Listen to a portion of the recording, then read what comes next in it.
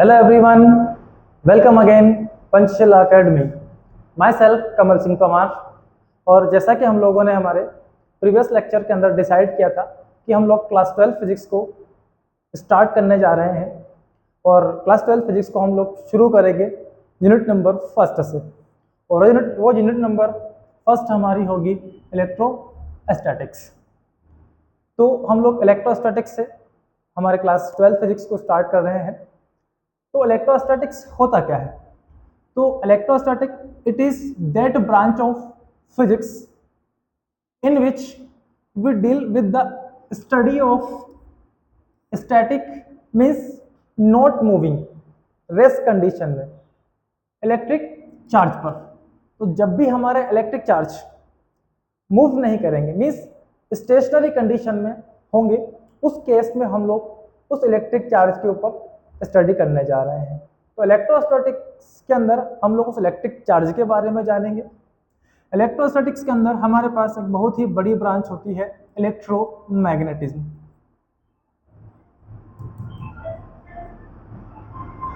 Electromagnetism को हम लोग दो पार्ट में यहाँ पर डिसाइड करने जा रहे हैं, जिसका पार्ट नंबर फर्स्ट होगा हमारा इलेक्ट्रोस्टैटिक्स और पार्ट नंबर 2 होगा हमारा इलेक्ट्रो डायनेमिक्स। स्टैटिक्स का मीन्स जैसा कि हम लोगों ने अभी डिस्कस किया है, चार्ज एट रेस्ट। जब भी हमारा चार्ज रेस्ट कंडीशन में होगा तो हम लोग उस इलेक्ट्रिक चार्ज के बारे में जानेंगे। इलेक्ट्रिक पोटेंशियल के बारे में हम लोग स्टडी करेंगे, गॉस लॉ के बारे में हम लोग स्टडी करेंगे। इस पर बेस्ड हम कुछ डाइपोल्स बनाएंगे। डाइपोल में कैसा इलेक्ट्रिक फील्ड डिफरेंट लोकेशन पर डिफरेंट होती है, उसके बारे में जानेंगे। पोटेंशियल के बारे में जानेंगे। देन हम चार्ज से कुछ डिवाइस को डेवलप करने जा रहे हैं, जैसे कैपेसिटर। तो हम लोग कैपेसिटेंस के बारे में स्टडी करेंगे कि कैपेसिटर हमारे डेली लाइफ में कहाँ कहाँ इस्तेमाल होते हैं और ये कैपेसिटर हमारे लिए कहाँ यूजफुल हो सकते हैं। दूसरे पार्ट पर हम लोग डिस्कस करने जाएंगे, दैट इज इलेक्ट्रोडायनेमिक्स। तो dynamics means charge in motion. तो जब भी हमारे चार्ज मोशन में होंगे तो हम लोगों को उसका एक इफेक्ट देखने को मिलेगा। That effect is known as electric current. Charge के मूवमेंट जहां पर स्टार्ट होते हैं वहां पर स्टार्ट होगी हमारे इलेक्ट्रिक करंट, और जब जब हमारे डिवाइस के अंदर, हमारे सर्किट के अंदर ये इलेक्ट्रिक करंट फ्लो होगी, ये अपने एक नए इफेक्ट को रिप्रेजेंट करेगी। That is electromagnetism. नेक्स्ट हम लोग स्टडी करेंगे इलेक्ट्रोमैग्नेटिक इंडक्शन के ऊपर, एंड देन हम बात करेंगे अल्टरनेटिंग करंट के ऊपर। तो ये हमारा सिलेबस होगा, ये हमारा पार्ट होगा, जहां पर हम लोग इलेक्ट्रिक चार्ज से शुरुआत करेंगे और अल्टरनेटिंग करंट तक इलेक्ट्रिक चार्ज पर हम लोग स्टडी करने जा रहे हैं। तो यहाँ से हम शुरू करते हैं सबसे पहले इलेक्ट्रिक चार्ज से। इलेक्ट्रिक चार्ज होता क्या है? तो इलेक्ट्रिक चार्ज हमारा इट इज द इंट्रिंसिक या अनरिसर्चेबल प्रॉपर्टी होती है मैटर की, जिसके अंदर हम डिस्कस करेंगे कि इलेक्ट्रिक चार्ज एक इंट्रिंसिक प्रॉपर्टी है, अनरिसर्चेबल प्रॉपर्टी है, जिस पर आप रिसर्च नहीं कर सकते हैं। ये हमारा मैटर की एक क्वालिटी होती है, जैसा कि मास। मास अब क्या होता है? मास के बारे में हमारे पास कोई भी डेफिनेशन नहीं है, देखिए मास नेचर में एग्जिस्ट करता है, तो वैसे ही हमारा इलेक्ट्रिक चार्ज भी एग्जिस्ट करता है। ओके, तो जब भी हम देखते हैं कि नेचर के अंदर दो सब्सटेंस की हम लोग रबिंग कराते हैं, मीन्स दो ऑब्जेक्ट को हमने एक दूसरे पर रब कराया, स्लाइड करवाया, उस दौरान हम देखते हैं, जैसे मान लीजिए हमारे पास ये एक मटेरियल है, इसको हम यहाँ पर अच्छे से रब करते हैं। तो रब करने के दौरान हम देखेंगे कि अब रब करने के बाद इस बॉडी को जब भी हम कुछ लाइटर पार्टिकल के कांटेक्ट में लेकर आते हैं, तो ये बॉडी उन लाइटर पार्टिकल को अट्रैक्ट कर लेती है। मीन्स इसके पास एक स्ट्रेंथ आ जाती है, एक कैपेबिलिटी आ जाती है। वो कैपेबिलिटी कब आती है? जब भी आप इसको रब करते हैं। तो रब करने के दौरान हमने देखा कि इसके पास एक स्ट्रेंथ आ रही है। तो यहाँ पर हमने इस बॉडी को एक नेम गिवन किया कि जब भी किसी बॉडी को आप रब करेंगे उस बॉडी के पास एक स्ट्रेंथ आ रही है। तो हमने बोला कि ये बॉडी हमारी चार्ज हो चुकी है। चार्ज मीन्स वो कैपेबिलिटी जिसमें वो लाइटर पार्टिकल को अट्रैक्ट कर सकती है। सो व्हेन ए बॉडी रब into another,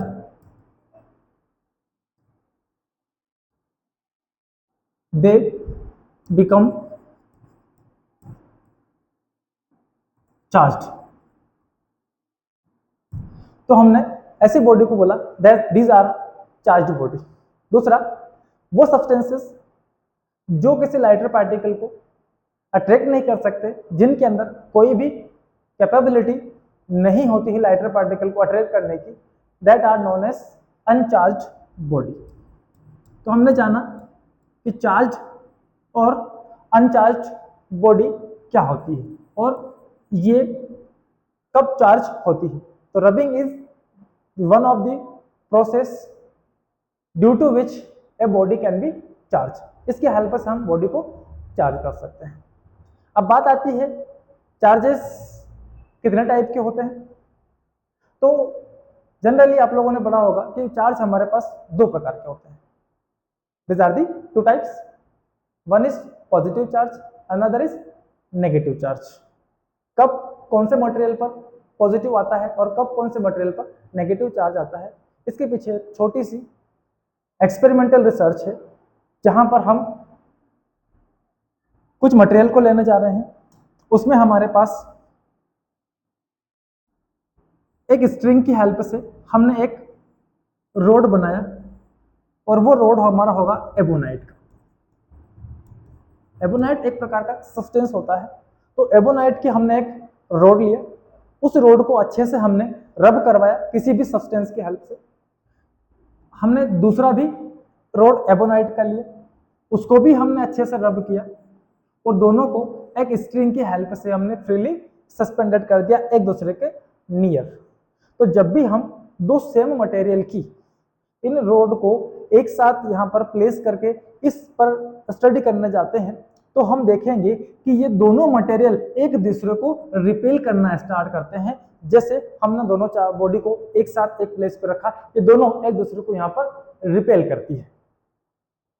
तो हमने दूसरा सब्सटेंस लिया, that is glass. Same work हमने ग्लास पर किया। हमने ग्लास की रोड को लिया,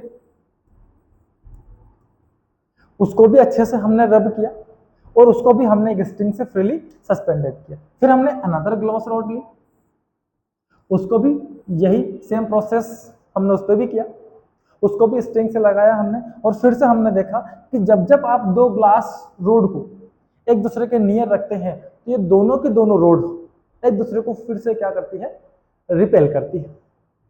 तो हमने देखा कि ग्लास ग्लास, एबोनाइट एबोनाइट, ये आपस में एक दूसरे को रिपेल कर रहे हैं। तो हमने सोचा क्यों ना एक रोड ग्लास के ले ली जाए, एक रोड एबोनाइट के ले ली जाए, और इन दोनों रोड को हमने अलग अलग फिर से लिया। तो एक हमने लिया यहाँ पर एबोनाइट, ये हमारा हो गया एबोनाइट का रोड, और दूसरा हमारे पास हो गया ग्लास का रोड।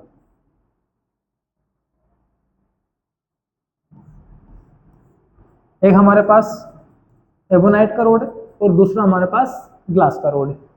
जब दो डिफरेंट मटेरियल की दोनों रोड को हमने फ्रीली यहाँ पर सस्पेंडेड किया है, उस दौरान हमने यहाँ पर देखा कि जिस प्रकार से दो सेम मटेरियल की ग्लास रोड एक दूसरे को रिपेल कर रही थी, लेकिन यहाँ पर ऐसा नहीं हुआ। तो यहाँ पर क्या हुआ, यहाँ पर हुआ यूं कि दोनों मटेरियल एक दूसरे को अट्रैक्ट करना स्टार्ट कर देते हैं। तो हमें सोचने पर मजबूर होना पड़ा कि ऐसा क्यों हो रहा है, क्यों दो डिफरेंट मटेरियल की रोड एक दूसरे को अट्रैक्ट कर लेती है। फिर हमने क्या किया कि इसको हमने चार्ज किया है, इसके पास एक स्ट्रेंथ है, ये किसी लाइटर पार्टिकल को अटैच कर सकती है। अब लाइटर पार्टिकल को इसलिए करती है क्योंकि उसके पास इतनी ज़्यादा स्ट्रेंथ या इतनी ज़्यादा पावर होती नहीं है कि ये हैवी पार्टिकल को अट्रैक्ट कर सकती है, इसलिए लाइटर पार्टिकल को आसानी से अट्रैक्ट कर सकती है, कम फोर्स उसके ऊपर हमें अप्लाई करना पड़ता है। तो यहाँ हमने देखा कि दो डिफरेंट मटेरियल एक दूसरे को अट्रैक्ट कर लेते हैं, तो हमने सोचा कि चार्ज है किस टाइप का। दो सेम मटेरियल तो रिपेल कर देते हैं, लेकिन दो डिफरेंट मटेरियल एक दूसरे को क्या कर रहे हैं, अट्रैक्ट। सेम मटेरियल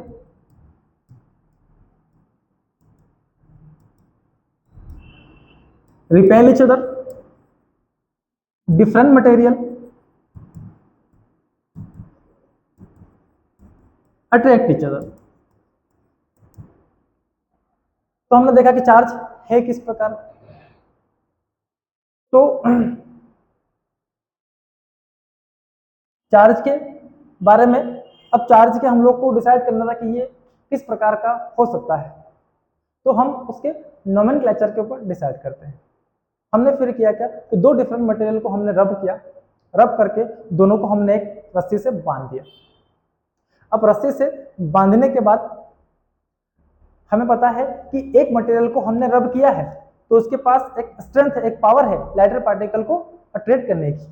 दूसरे पार्टिकल को भी हमने, दूसरी रोड को भी हमने रब किया है, उसके पास भी स्ट्रेंथ है लाइटर पार्टिकल को अट्रैक्ट करने की। तो हमने इन दोनों को एक साथ कंबाइन कर दिया। अब कंबाइन करने के दौरान होना क्या चाहिए, इनकी पावर बढ़ जाना चाहिए। ऑब्वियसली सीधी सी बात है, अगर ये 10 न्यूटन के फोर्स से किसी को अट्रैक्ट कर सकती है, दूसरी रॉड 8 न्यूटन के फोर्स से दूसरा लाइटर पार्टिकल को अट्रैक्ट कर सकती है, तो दोनों को अगर हम कंबाइन कर दें तो 18 न्यूटन के फोर्स से उन लाइटर पार्टिकल को इन्हें अट्रैक्ट करना चाहिए। लेकिन हमने जब इनको कंबाइन करके उन लाइटर पार्टिकल के सामने रखा तो इन्हें, इन दोनों ने मिलकर उसे अट्रैक्ट करना ही बंद कर दिया। तो हम लोग सोचने पर मजबूर हो गए कि चार्ज है किस टाइप का, और ऐसा क्यों हो रहा है कि दोनों को कंबाइन करने पर पावर 0 हो जाती है। अलग अलग करके देखा, दोनों के अंदर स्ट्रेंथ है, लेकिन जब दोनों को हमने कंबाइन करके देखा तो इनकी जो पावर है वो पूरी तरीके से 0 हो जाती है, फिनिश हो जाती है। ऐसा कहाँ होता है, तो ऐसा नेचर में हम लोग साइंस के अंदर स्टडी करते हैं मैथमेटिक्स की, और मैथमेटिक्स के अंदर हम लोगों ने डिस्कस किया है कि कोई नंबर, कोई कैलकुलेशन 0 कब हो जाती है, मीन्स जिसकी पावर पूरी तरीके से खत्म हो जाए। तो हमने देखा कि +3 कुछ होता है, -3 भी कुछ होता है। इन दोनों को अगर आप कंबाइन कर देंगे तो इन दोनों का जो नेट रिजल्ट है वो क्या हो जाएगा, 0 हो जाएगा।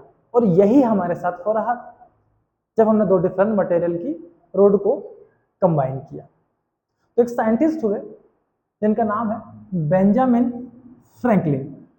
ये वो फेमस साइंटिस्ट है जिन्होंने चार्ज का नोमेनक्लेचर डिसाइड किया कि चार्ज कितने टाइप के होते हैं। तो हमने देखा कि जब दो डिफरेंट रोड थी तो इन दोनों को जब आप कंबाइन कर रहे हैं तो पावर क्या हो जा रही है, 0 हो जा रही है। इसका मतलब ये है कि जो दो डिफरेंट मटेरियल की रोड है उनके पास चार्ज डिफरेंट टाइप का होना चाहिए। और वो डिफरेंट टाइप का कौन सा होना चाहिए, तो बेंजामिन फ्रैंकलिन ने बताया कि जिस प्रकार से +3 -3 मिलकर 0 हो रहे हैं वैसा ही चार्ज का भी नाम होना चाहिए। तो यहां से हमको चार्ज मिलते हैं कितने टाइप के, 2 टाइप्स के। One is positive charge, another is negative charge. तो इस प्रकार से हमारे पास दो टाइप के चार्ज मिल जाते हैं, एक हमारा होगा पॉजिटिव चार्ज, दूसरा हमारे पास होगा negative charge. And this name were decided by the Benjamin Franklin. Okay, next हम बात करते हैं कि भैया एक मटेरियल के पास तो आप बोल रहे हैं कि पॉजिटिव चार्ज, दूसरे मटेरियल के पास आप बोल रहे हैं नेगेटिव चार्ज है, तो किसके पास प्लस है और किसके पास माइनस है, इसका पता हम लोग कैसे करेंगे। तो इसका पता करने के लिए हमारे पास साइंटिस्ट फैराडे ने हमें एक सीरीज गिवन किया जिसकी हेल्प से आप पता कर सकते हैं कि कौन से मटेरियल पर पॉजिटिव चार्ज आने वाला है और कौन से मटेरियल पर नेगेटिव चार्ज आने वाला है। और ये कब आएगा? जब आप दो सब्सटेंस को आपस में रब करेंगे। तो इस सीरीज के अंदर हम जानेंगे टू सब्सटेंस आर रब टुगेदर। जब जब आप दो सब्सटेंस को आपस में रब करेंगे, farmer in series will positive और नेगेटिव। मीन्स हमारे पास ये कुछ सीरीज में सब्सटेंसेस है। फर्स्ट नंबर पे हमारे पास है ग्लास, सेकंड पर हमारे पास है फ्लैनल, फिर है वुल, फिर है silk, metal, hard rubber, wax, resin और एट द एंड सल्फर। इस प्रकार से हमारे पास ये कुछ सब्सटेंसेस। तो इस सीरीज की हेल्प से हम पता करेंगे कि कौन से सब्सटेंस पर पॉजिटिव आएगा और कौन से सब्सटेंस पर नेगेटिव चार्ज आएगा। तो फैराडे ने हमें सजेस्ट किया कि इस सीरीज के अंदर जो सबसे टॉप पर है, मीन्स जो ऊपर है, जैसे मान लीजिए आपने ग्लास को रब कर दिया वुल की हेल्प से, तो जो टॉप पर है सीरीज के अंदर उस पर होगा positive charge, means glass positively charge हो जाएगा, और जो वुल है वो हो जाएगा आपका नेगेटिवली चार्ज। लाइक अगर हम सिल्क को मेटल से रब कराते हैं तो सिल्क हो जाएगा पॉजिटिव चार्ज और हमारा मेटल हो जाएगा नेगेटिवली चार्ज। ओके, अगर आप मेटल की रबिंग वुल से करते हैं तो वुल सीरीज में ऊपर है, वुल पॉजिटिवली चार्ज हो जाएगा और हमारी जो मेटल है वो नेगेटिवली चार्ज हो जाती है। तो हमने इस इलेक्ट्रोस्टैटिक सीरीज की हेल्प से जाना कि कब कौन से मटेरियल पर पॉजिटिव चार्ज आ सकता है और कब कौन से मटेरियल पर नेगेटिव चार्ज आएगा। ठीक है, तो हम लोग इस सीरीज की हेल्प से ये डिसाइड कर सकते हैं। नेक्स्ट बात आती है, पता कैसे करेंगे कि चार्ज हुआ कि नहीं। सबसे बड़ी बात भाई, किसी चीज का एक्सपेरिमेंटली प्रूफ तो होना चाहिए ना, कि हम पता कैसे करेंगे कि कौन से मटेरियल पर चार्ज आ चुका है और कौन से मटेरियल पर चार्ज नहीं आया है। तो इसकी पता करने के लिए जब भी हम किस सब्सटेंस के बारे में कुछ जानते हैं तो उसके लिए हमको एक डिवाइस की हेल्प लगती है, और वो डिवाइस यहाँ हम डिस्कस कर रहे हैं इलेक्ट्रिक चार्ज के बारे में कि बॉडी पर चार्ज आया या बॉडी पर चार्ज नहीं आया। तो इसके लिए हमने एक डिवाइस का इस्तेमाल किया है और वो डिवाइस हमारी होती है इलेक्ट्रोस्कोप। स्कोप का मीन्स देखना और इलेक्ट्रो मीन्स इलेक्ट्रिक चार्ज को पता के बारे में पता करना। सो a device which help to know about the presence of electric charge। किसी मटेरियल पर इलेक्ट्रिक चार्ज है या नहीं है, इसकी प्रेजेंस का पता लगाने के लिए हम लोग इलेक्ट्रोस्कोप का इस्तेमाल करते हैं। तो इलेक्ट्रोस्कोप किस तरह से बनाया गया, तो हमारे पास आप इस पिक्चर के अंदर देख रहे हैं कि ये ग्लास का बोतल है। ये पूरा यहाँ पर हमारा ग्लास का एक बोतल बना हुआ है। ग्लास की बोतल के अंदर एक हमने कंडक्टिंग मटेरियल की हेल्प से, एक वायर की हेल्प से, यहाँ पर नीचे येलो कलर का जो शेप आपको दिखाई दे रहा है ये है गोल्ड का लीफ। हमने यहाँ पर गोल्ड का इस्तेमाल किया है। गोल्ड का इस्तेमाल हम क्यों करते हैं जनरली इलेक्ट्रोस्कोप के अंदर, तो गोल्ड का इस्तेमाल यहाँ पर इसलिए किया गया है कि गोल्ड के अंदर ना एक प्रॉपर्टी पाई जाती है, that property is known as malleability. Means आप गोल्ड को अगर पीटते जाएंगे तो इसे थीन से थीन शीट में कन्वर्ट कर सकते हैं और लगभग आप 2 × 10⁻⁻7 मीटर तक की साइज वाली पतली पतली पन्नियों को, लेयर्स को डेवलप कर सकते हैं। ये अगर आपकी आंखों के सामने रख दी जाए तो आपको दिखेगी नहीं, इतनी थीन आप इन्हें बना सकते हैं। ये लगभग एक एटम का साइज होता है, इतनी थीन आप इसे बना सकते हैं। इसलिए इलेक्ट्रोस्कोप के अंदर हम गोल्ड लीफ का इस्तेमाल करते हैं ताकि हम कम से कम चार्ज को भी उसकी प्रेजेंस का हम लोग पता कर सकते हैं। इन गोल्ड लीफ की हेल्प से एक कंडक्टिंग वायर लगाते हुए यहाँ ऊपर हमने एक ब्रास का डिस्क लगा दिया है। ब्रास या किसी मेटल का हमने एक डिस्क यहाँ पर लगा दिया है। अब हम इस पर इसकी हेल्प से पता करेंगे कि इलेक्ट्रिक चार्ज बॉडी पर आया कि नहीं आया। अब ये बहुत थीन है, इतनी थीन है कि हवा भी चलेगी तो ये पत्नियां हिलने लग जाएगी, तो हमें ये होने नहीं देना है। हम पता कैसे करेंगे अब? तो हमने किया कि पूरी पन्नियों को हमने ग्लास की बोतल के अंदर बंद कर दिया ताकि एयर रेजिस्टेंस से हम लोग इसको बचा सके। ओके, तो इस तरह से हमने इसके बाहर से पूरा ग्लास का एक बोतल लगा दिया है। अब हम एक बॉडी को लेकर आते हैं जो कैसी होगी, चार्ज होगी, क्योंकि ऑब्वियसली हमको बात किससे करनी है, चार्ज बॉडी की, तो हमको एक चार्ज बॉडी की जरूरत पड़ेगी। तो हमने एक बॉडी लिया, उसको अच्छे से रब किया, रब करके हमने उस मटेरियल को इसके कांटेक्ट में रख दिया। तो जैसे ही आप उस मटेरियल को मेटल के कांटेक्ट में रखेंगे, हमको मालूम है कि ये बॉडी तो चार्ज है, मान लीजिए ये पॉजिटिवली चार्ज बॉडी है, तो जैसे ही आप चार्ज को इस मेटल की प्लेट से टच करवाएंगे, हम इससे जब ये स्टडी चल रही थी उस दौरान हम लोग कंडक्टर के प्रॉपर्टी के बारे में जान चुके थे कि कंडक्टर्स क्या होते हैं। तो ये जो मटेरियल है इसको हमने यहाँ इस मेटल की प्लेट से टच करवाया, तो हम देखेंगे कि ये जो गोल्ड लीफ है ये अपनी प्लेस से दूर दूर हट जाती है। जैसे मान लीजिए गोल्ड की प्लेट जो स्ट्रिप्स है वो कुछ इस तरह से यहाँ पर लगी हुई है। तो जैसे ही इस बॉडी को, पॉजिटिवली चार्ज बॉडी को हमने यहाँ इस मेटल की प्लेट से टच करवाया, ये दोनों गोल्ड लीफ एक दूसरे को ऐसे रिपेल कर देती है। अब किसी सब्सटेंस का अपनी जगह से डिस्प्लेस हो जाना इस बात का प्रूफ है कि यहाँ इन दोनों के बीच कुछ ना कुछ फोर्स लगा होगा। और हमको मालूम है दो चार्ज रिपेल कब करते हैं, तो लाइक चार्जेस रिपेल करते हैं, अनलाइक चार्जेस अट्रैक्ट करते हैं। तो हमने यहाँ पर इस बॉडी को इससे टच करवाया, तो हमने देखा होगा कि यहाँ पर इस मटेरियल, इस पन्नी के ऊपर पॉजिटिव चार्ज आया होगा और इसके ऊपर क्या होगा, पॉजिटिवली ये भी चार्ज हुई होगी। दोनों चार्जेस ने एक दूसरे को रिपेल किया और इस तरह से ये अपनी जगह से डिस्प्लेस हो जाते हैं। दूसरा, हमने इसको चेंज कर दिया, अनदर बॉडी को रब किया। अनदर बॉडी को हमने रब किया, मान लीजिए उसके पास नेगेटिव चार्ज था,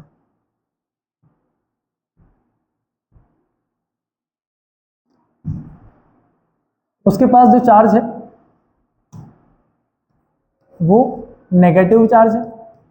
तो जैसे ही हमने नेगेटिव चार्ज वाली इस बॉडी को इस मेटल के प्लेट से टच करवाया, हम देखते हैं कि ये जो नेट चार्ज है ये माइनस यहाँ पहुंचा होगा, माइनस प्लस मिलकर नेट चार्ज इसका जीरो हो गया। देन ये प्लेट वापस से अपनी फिर से उसी इनिशियल स्टेज पे पहुंच जाती है। तो हमने देखा कि किसी बॉडी पर चार्ज की प्रेजेंस का पता आप कैसे कर सकते हैं। तो गोल्ड लीफ इलेक्ट्रोस्कोप हमने इसको नाम दिया क्योंकि हमने यहाँ पर गोल्ड की लीफ का इस्तेमाल किया है और इसकी हेल्प से हम लोगों ने इलेक्ट्रिक चार्ज के प्रेजेंस के बारे में पता किया। तो एक तो हमारे पास डिवाइस हो गई कि भैया गोल्ड लीफ ले आओ, दो मटेरियल के ऊपर चार्ज है या नहीं है इसके बारे में हम आसानी से पता कर सकते हैं। अब बाई चांस किसी के पास गोल्ड लीफ है नहीं भैया, हाँ गोल्ड लीफ सोना वैसे बहुत महंगा हो गया है, तो हम लोग गोल्ड लीफ लाएंगे कहाँ से? तो हम लोगों ने इसका दूसरा तरीका था।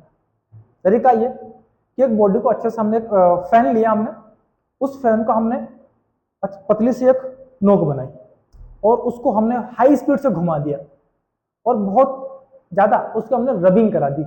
हमने उस रबिंग कराने के बाद जो पतली सी नोक बनाई है उस पतली सी नोक को टच किया। तो जैसे ही हमने उस पतली सी नोक को टच किया, आप फील करेंगे कि आपको एक शॉक लगेगा। जैसे आप हाथ लगाएंगे नोक को तो आपको क्या लगेगा, एक शॉक लगेगा। तो हमारा तरीका दूसरा क्या हो गया, अगर किसी मटेरियल के ऊपर आप इलेक्ट्रिक चार्ज के बारे में पता करते हैं कि उसके पास चार्ज है या नहीं है, तो आप क्या कर सकते हैं, टच करके देख लो। वैसे कोई हाथ में लगाना, भरोसा नहीं है मेरे चक्कर में तुम लोग हाथ लगा दो। तो जब भी हमको शॉक लगेगा हमें पता लग जाएगा कि उस मटेरियल पर क्या आ चुका है, वो चार्ज बॉडी है। अगर शॉक नहीं लगता है इट मीन्स उस बॉडी के ऊपर कोई भी चार्ज नहीं है। ओके, तो इस तरह से हम उस इलेक्ट्रिक चार्ज के बारे में पता कर सकते हैं। ओके, तो यहां पर हमने दो तरीके ढूंढे हैं इलेक्ट्रिक चार्ज को उसकी प्रेजेंस का पता लगाने में। एक तो हमारा इलेक्ट्रोस्कोप हो गया और दूसरा हम किसी को टच करके पता कर सकते हैं। अब जब भी हम या तो उसको टच करके हम शॉक को फील करेंगे तब पता लग जाएगा कि ये चार्ज है या नहीं। और नेक्स्ट हम देखेंगे कि जब भी हम दो बॉडी को आपस में स्पीड, जैसे मान लीजिए दो स्टोन लिए अपन ने, दो स्टोन को लेकर हम लोग हाई स्पीड से ऐसा रब कर देते हैं, तो जैसे ही उनके बीच में एक टक्कर होगी, टक्कर होने के दौरान आप देखेंगे कि इनके बीच में एक स्पार्क हो जाता है। ये स्पार्क आया कहाँ से? स्पार्क कहाँ से आया? जब आपने उन्हें आपस में रब किया। आपने देखा होगा जब आप स्विच ऑफ या स्विच ऑन करते हैं उस दौरान भी हल्की सी स्पार्क आपको दिखाई देती है।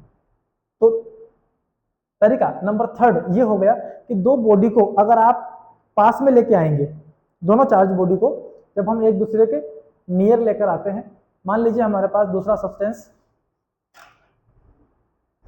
ये हमारे पास एक बॉडी है, ये हमारे पास एक बॉडी है, दोनों को हमने अच्छे से रब किया हुआ है, दोनों अच्छे से चार्ज हो चुकी है।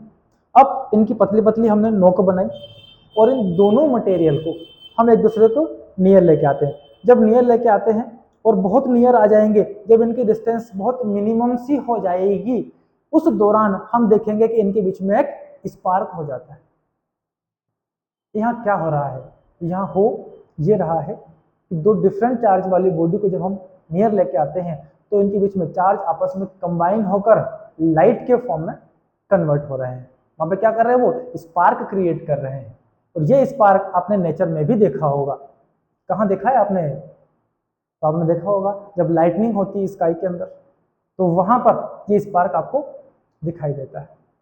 तो हमने देखा कि दोनों मटेरियल को जब हम नियर लेके आए, एक दूसरे के नियर लेके आते हैं, इनके बीच में स्पार्क होता है और स्पार्क होने के बाद हमने दोनों को वापस अलग अलग कर लिया।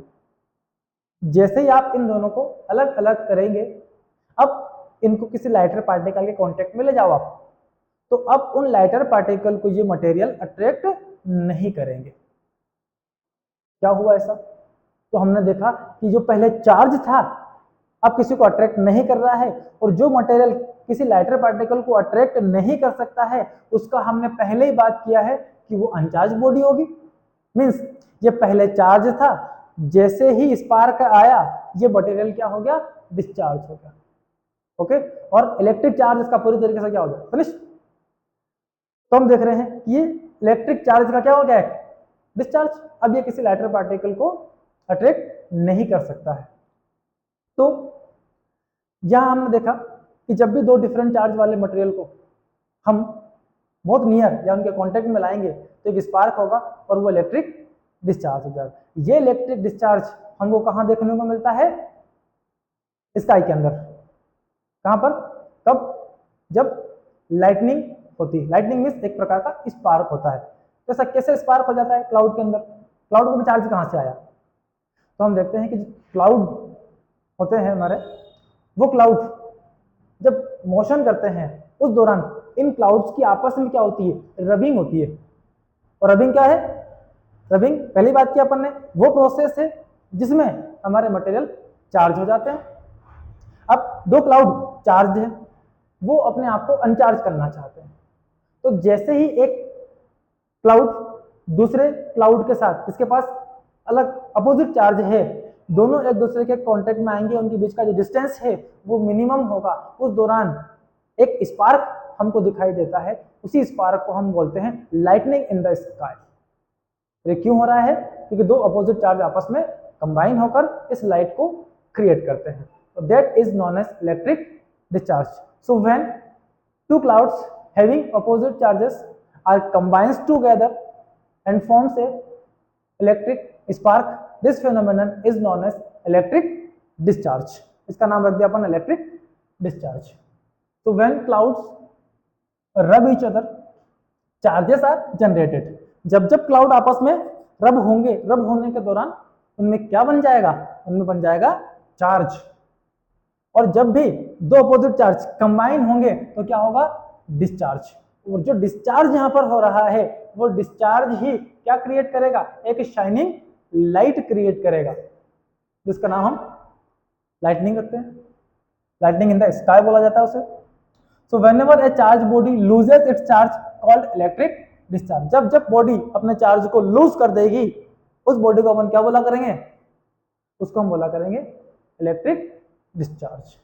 ओके, तो इसी पर इसको पता करने के लिए कि भैया लाइटनिंग हो तो रही है, ठीक है, स्पार्क हमको दिख रहा है, वो भी हमको पता है, नीचे पत्थरों को हमने रब किया, वो भी हमने देखा कि यहाँ भी स्पार्क हो रहा है। ओके, तो हम देखेंगे कि जो स्काई के अंदर लाइटनिंग हो रही है, क्या वहां जो इलेक्ट्रिक चार्ज बन रहा है ये वही चार्ज है जो यहाँ सरफेस पे हम लोग दो बॉडी को रब करके बना रहे हैं। तो इसको पता करने के लिए हमारे साइंटिस्ट बेंजामिन फ्रैंकलिन ने ही एक एक्सपेरिमेंट करके देखा। उस एक्सपेरिमेंट को हम बोलते हैं काइट एंड क्लाउड एक्सपेरिमेंट। ये पता करो कि स्काई के अंदर जो चार्ज है वो क्या है, वही चार्ज है जो हम यहाँ नेचर सरफेस के ऊपर बात कर रहे हैं जिस पर। तो इन्होंने क्या किया, एक काइट लिया और उस काइट को धागे से बांध के इन्होंने उड़ाना चालू किया। तो जब ये उड़ा रहे थे पतंग, तो बहुत देर तक उड़ाते रहे, उड़ाते रहे, उड़ाते रहे, उड़ाते रहे। अब इनको ये पता है कि एक चार्ज बॉडी पर हम अगर हाथ टच करेंगे तो वो हमको शॉक मारेगी। तो यहाँ जो चार्ज अगर वही चार्ज है जो सरफेस पर हम जिसकी बात कर रहे हैं, तो ये भी हमें शॉक मानना चाहिए। तो पतंग उड़ाते रहे, घंटों पतंग उड़ाते रहे, इनको कोई रिजल्ट ही नहीं मिला। अब रिजल्ट क्यों नहीं मिला, तो रिजल्ट के बारे में मैंने जाना कि यार इतने घंटे पतंग उड़ाने के बाद मुझे कोई भी रिजल्ट नहीं मिला। तो उन्होंने सोचा कि यार यहाँ जो हम पतंग उड़ा रहे हैं, पतंग और हमारे हाथों के बीच जिस मटेरियल का हम लोगों ने इस्तेमाल किया है ये तो एक थ्रेड है जो कि एक इंसुलेटर है। यहाँ हम कंडक्टर के बारे में जानते थे, इंसुलेटर के बारे में जानते थे, सेमीकंडक्टर के बारे में भी हम लोग इस समय जानते थे, पता था उनके बारे में। तो इन्हें देखा कि जो धागा, जो स्ट्रिंग हमारे हाथ में है वो तो एक इंसुलेटर है, और इंसुलेटर के अंदर चार्ज को फ्लो आप कभी नहीं करा सकते। जैसे प्लास्टिक हो गया, रबर हो गया, इनके अंदर हम चार्ज को फ्लो नहीं करवा सकते। तो इन्होंने सोचा कि चलो दूसरा जुगाड़ लगाते हैं। तो उन्होंने एक की पतंग के साथ बांध दी और फिर इस काइट को वापस से उड़ाया। फिर इस काइट को इन्होंने वापस उड़ाया, तो फिर से 2-4 घंटे इन्होंने पतंग को उड़ाया। फिर देखा कि यार अभी भी शौक नहीं लगा। फिर ख्याल आया कि की लटकाने से क्या होगा, अभी भी हाथ में तो क्या है, धागा ही है ना, तो चार्ज शौक कहाँ से लगाएगा। इतने में बारिश हो जाती है, और जैसे ही बारिश होती है ये थ्रेड पूरा गीला हो जाता है और इनको एक शॉक लगता है। अब शॉक किस बात का प्रेजेंस है, वो इस बात का प्रेजेंस है कि ये बॉडी कैसी है, चार्ज्ड है। जो शॉक एक मटेरियल को रब करने के बाद हमने हाथ टच करके देखा था, वही शॉक हमको यहाँ पर इन भाई साहब को, मुझे तो नहीं, इन भाई साहब को ये शॉक यहाँ पर लगता है।